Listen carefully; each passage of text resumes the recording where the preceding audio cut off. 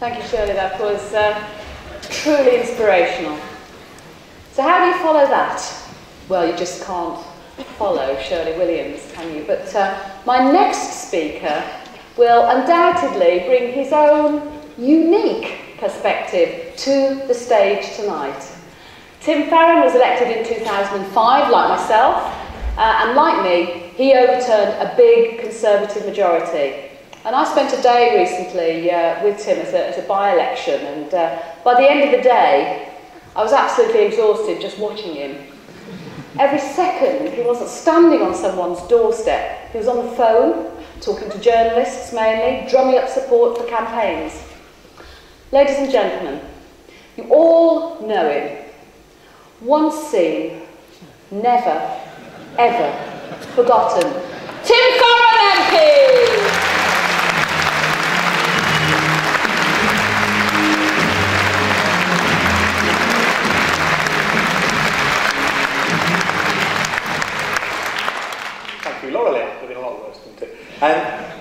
Now then, I have a confession to make. I wasn't going to come to conference. I was going to spend this evening knocking on doors in Kendal instead, and then they asked me to do this. Do you want to be in a lineup with Paddy Ashdown, Shirley Williams and Nick Clegg, they said. Well, it's a bit like being asked to play for England, isn't it? Just without the sex and drugs.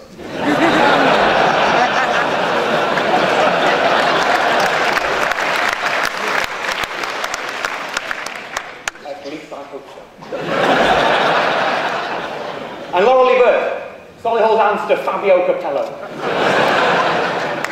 So I'm getting the last train back up north tonight. I'll be out campaigning in Kendal first thing in the morning.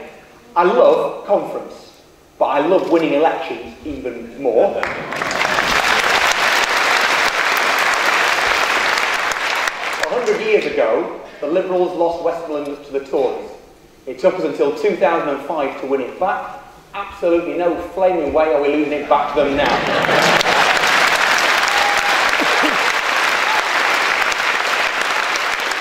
So, my apologies, you'll have to live without my presence in the bar tonight, which will reduce the number of straight blokes by about 20%.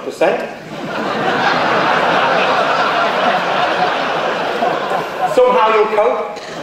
There's always Lembit.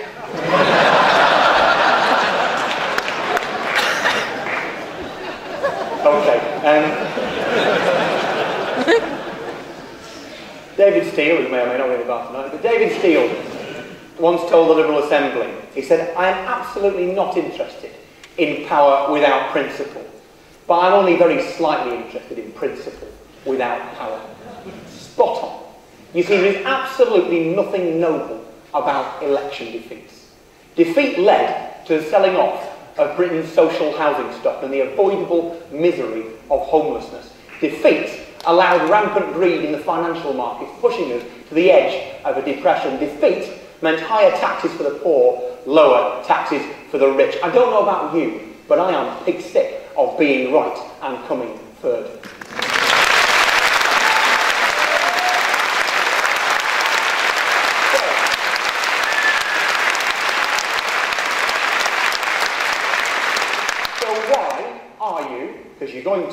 Why are you going to work yourselves into the ground this next 2 months?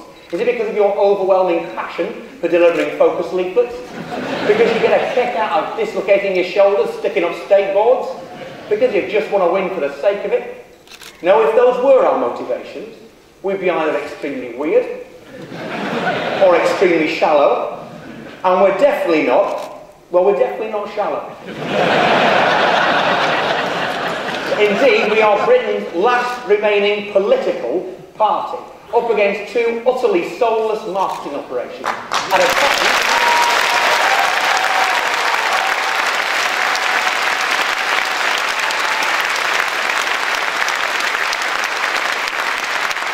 And this is at a time when we need intelligent political solutions, not glib marketing and spin, when we need competence and compassion, not careerists and, well, Cameron.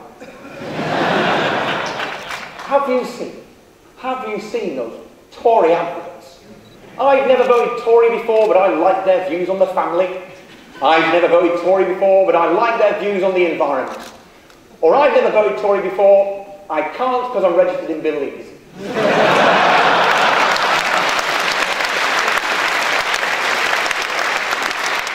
And what about, I've never voted Tory before, we've got to mend our broken society. Are you thinking what I'm thinking? If our society is broken, who the heck do you think broke it?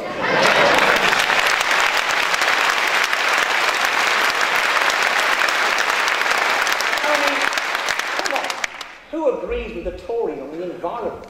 Most Tory MPs think fighting climate change is a form of communism. And who thinks the Tories have the best views on the family? The only family values the Tories chime with are the values of the Murdoch family. So why am I here? Well, it all started when I was 14.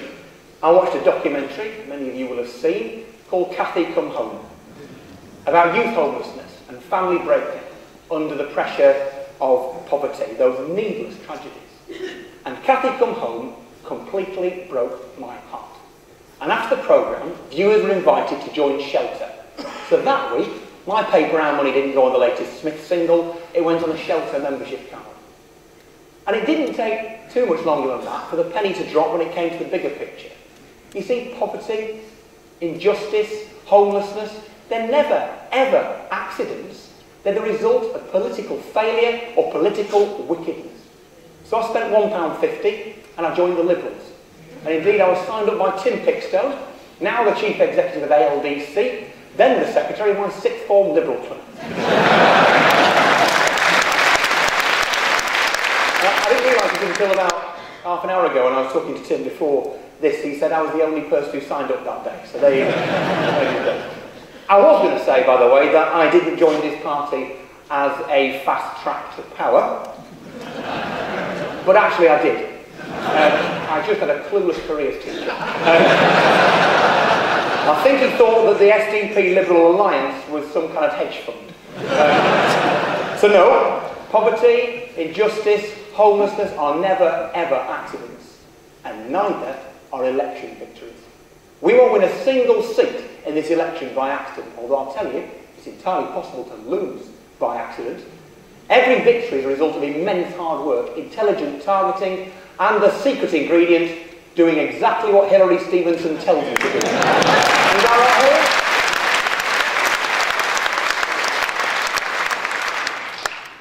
Now in December, we celebrated the 20th anniversary of the fall of the Berlin Wall, symbolising the end of a failed political system, the end of Soviet communism. Make absolutely no mistake, the collapse of the banks in 2008 also symbolised the collapse of a failed political system, of the Thatcher-Reagan experiment with Blair and Brown as their disciples, the end of free market fundamentalism, of the idolatry of the marketplace. So what kind of lunatic would decide to put the high priests of free market fundamentalism back into office now? No, we need a government that is competent to get us out of this mess and compassionate to ensure that in hard times, Britain becomes a fairer, more just and equal place. So I have reached a solemn conclusion. Britain is stuffed if we don't win.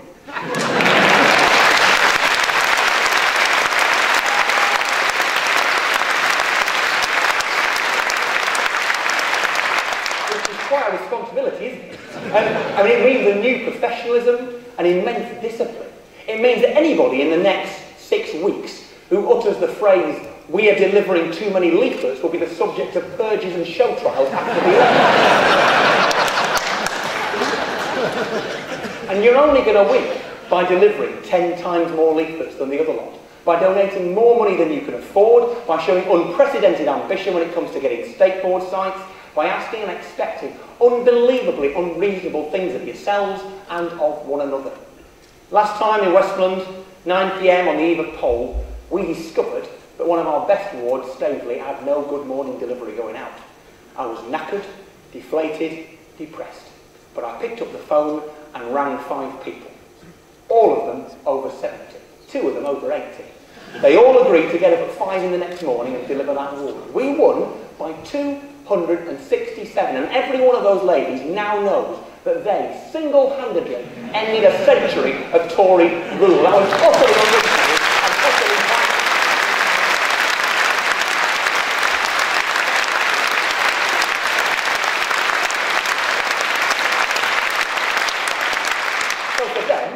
I'm getting the train back tonight because failure is not an option. Wembley, 1966. I was -4, but we all know the story. England were 2-1 up with moments to go. The whole nation was welling up, ready to explode in collective ecstasy as the final whistle grew near. And then West Germany equalised. And the deflation was tangible everywhere, in living rooms, in pubs, in the stands, most of all on the pitch. Extra time beckoned, and out strode Alf Ramsey. The team was sat in the centre circle, socks down, winded, so near and yet so far, and Alf Ramsey shook his finger at me and said, "You've beaten them once, now go out and bloody beat them again." That is the spirit. Every fan knows how it feels in the final 5 minutes of the match. You're sat in the stands, willing the ball away from your own goal, urging it towards the other team's goal. Your heart's in your mouth. You're desperate for your team to score, desperate you don't concede. The tension is unbearable. You can shout encouragement until you are blue in the face, but you are completely and utterly powerless. Colleagues, we're in the last 5 minutes of this match, but I'll tell you what, you are not spectators. You are players, every last one of you. So don't sit there, urge us on, get out there and make it happen. Thank you.